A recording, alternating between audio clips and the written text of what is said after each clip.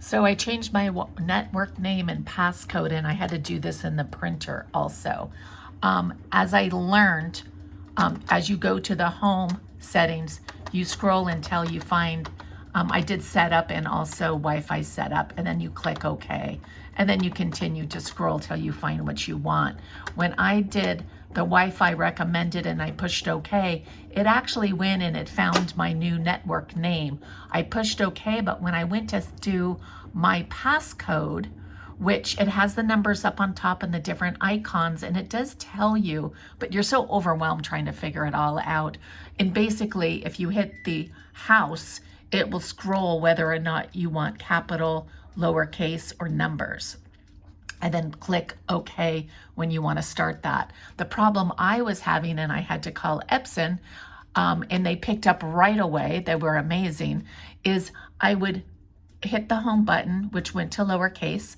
I would push this top button, would scroll through the letters, and then I would click OK to choose it, and OK, I have more numbers to go, and then I would, or letters. Then I would scroll through to hit the next one and just continue, but it never let me finish my whole password, so therefore, of course, it would not connect. When I called tech support, they said it was correct. You know, hit the home button, choose the setup, go through the recommended, but when it does come to choosing your network, it did seem to choose it on its own.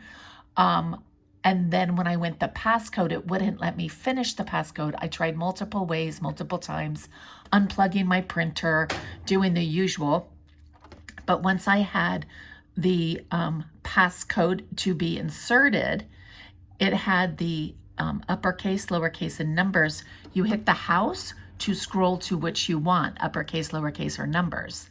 Once you get to where you're at, you push your OK, and then you click this arrow to scroll through the letters. I was doing it wrong. After that, when I would choose, I'd hit OK. When I called tech support, I found out that wasn't accurate. Even though it started to work that way, it didn't let me complete my password. But when I called them and they said, don't hit OK, hit to choose to go to the next spot, this arrow, and then click until you get to the next correct letter in your password, and I'm sure it's network as well.